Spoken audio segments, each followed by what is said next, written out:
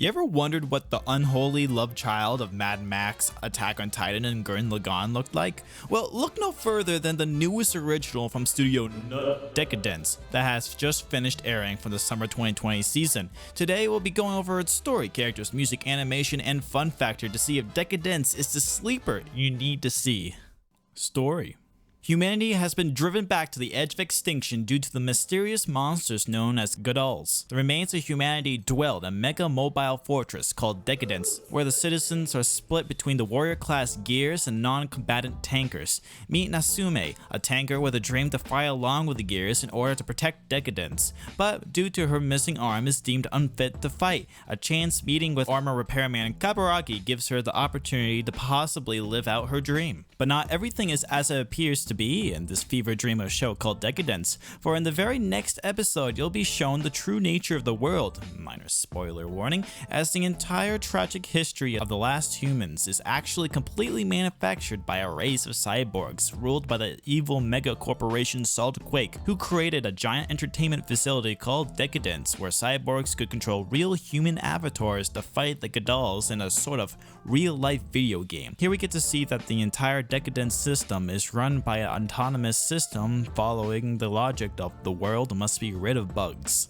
The plot lines for the tankers and their cyborgs gradually intersect as the series goes on, and boy is this quite the ride. Complicated backstories aside, the story of Deca-Dense specifically follows Natsume as she learns how to fight Gadals from Kaburagi, former top-ranking player of Deca-Dense who learns in turn the meaning of true freedom and purpose from Natsume.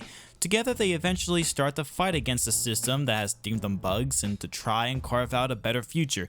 At its heart, Deca-Dense is a personal story about the struggles of the individual characters as they either come to terms with their existence or try to find their own path. And when the story focuses on that, it excels at illustrating the troubles and motivations of its characters. But the setting and world of Deca-Dense is both complicated and hard to truly be injected into. It's wild, but not so much in a madness sorts of sense, but in a grand overarching cyberpunk fantasy sense. However, while cyberpunk fantasy is certainly an entertaining setting, and the multiple layers of character motivations and goals make for an intriguing narrative, it should also be noted that the majority of the backstory is dumped in your face in episode 2, and really after that the story focuses hard on the characters as they try to figure out their true goals, fight against their oppressive system, and how best to go about it. Your mileage might vary when it comes to getting into the story of Deca-Dense, as you have the last stand of humanity elements of Attack on Titan combined with a post-apocalyptic world similar to Mad Max and the evil high-tech system of Skynet. Literally the only thing grounding the show from completely disorganized disaster is the characters and their goals, so in that respect, if you like crazy but oddly heartwarming stories, then this might be your show. Characters. In all honesty, the characters are the make it or break it for deciding if you should be watching Deca-Dense, but I'm glad to report that most of the characters are able to fulfill their roles enough that there is a constant intrigue with the multiple groups in this anime. The first group of characters that you'll meet is the tankers on the Deca-Dense, most prominent of which is Natsume, a cheerful and reckless girl who lost her father and arm in a Gadol attack. Ever since then, she wanted to fight against them as a warrior, but due to her arm being brushed off and sent to be an armor repairman. That, however, is when she meets her boss Kaburagi. He is someone who had nearly given up on life ever since his teammates were deemed as bugs in the system, only narrowly escaping the same fate by cooperating and catching and terminating bugs. Living in a life with little fulfillment and a great amount of regret, he was only saved from the brink by how determined Natsume was to achieving her goal even against countless odds. Together they form the main duo that would be the centerpiece in each perspective of the story. There is also quite the array of side characters that keep the show interesting. On the tanker side, we have Kurenai, the #1 fighter for the humans that also has a huge crush on Kaburagi. She acts almost like a mother figure for Natsume as someone to look up to. You have cyborgs like Donatello, the purple Hulk who loves parties and reckless power moves to show off his strength, or Minato, the commander of Deca-Dense that has some sort of deep relationship with Kaburagi and acts as an unknowing accomplice in his system-shaking path. There are more, but most of which are regulated to being more or less background characters. I'd say that the only problems I have with the characters is that Natsume and Kaburagi carry the show on their back pretty hard. They are really the only people that have depth in their characterization, and though they play well with the rest of the cast, it's these side characters that never really get a chance to shine, even when the spotlight shines on them for a small bit. That being said though, you'll definitely be drawn into the struggles and thirst for betterment of the main duo as the series goes on. Music. The OP for Deca Dence is Theater of Life by Konomi Suzuki. This J-pop bop will rock your socks off with smooth yet commanding vocals, heavy drums, caressing rhythm guitars, climbing bass, and striking lead guitar. It felt super familiar to me every time I heard it for some reason, and that's when it hit me. Konomi Suzuki is the same artist who did ReZero's Season 2's opening. It's fair to say I'm a big fan of the bangers she's dropping on anime community and expect nothing but the best in the future. The ending track is Kyoku no Hakubunu by Kashitaro Ito. This is a much more relaxed jam compared to OP, but it has its own charms with its hand-waving acoustic guitars and heartfelt vocal performance. The drum machine on the verses sort of throws me for a loop, but that's really a nitpicky thing for me. The more you listen to this song, the more in tune with the fundamental themes of this show you'll become. The background music in this anime is definitely something that appreciates being subtle when things are transpiring, but during large-scale events and montages, it takes center stage. For example, as Nasumi is trying to learn how to fight, the music is this fantastical barred chord sort of sound with congas and bagpipes. There's definitely a musical split in how it's presented too, as the tankers will usually have these more acoustic themes while the cyborgs will get this electronic, almost elevator type of relaxed futuristic techno. And when we get into the major fights of the series, this large orchestra comes out of nowhere with swirling distorted strings that brings this OST over the top. I think it's fair to say that the music in Deca Dence is one of its highest achievements. Animation.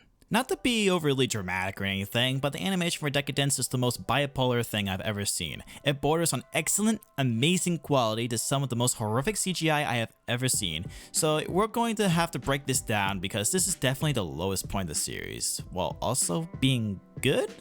Okay, so there are 3 different art styles in this show that are dramatically different and that separate each part of the story. The first is the more usual anime art style that you've seen before when following the humans in Deca Dence. It has this smooth and crisp movement with fantastic lighting effects and expressions. The second is this flat but colorful panty and stocking style art for the cyborgs that's cute but helps paint how clean and ahead of a civilization they are compared to the humans. And lastly, the god-awful CGI that occurs with every instance of Gadals appearing in this show. Really, it's the CGI that holds the whole show back in my opinion, because you can't go into an intense action sequence without staring at PS2 graphics that frame drop whenever they try panning around the Gadals. This also applies to visuals of the human-based Deca Dence, as whenever they have a mecha kaiju fight, the frame rate plummets while going over the transformation sequences. Literally everything else is so fucking good, but you can't ignore CG that is this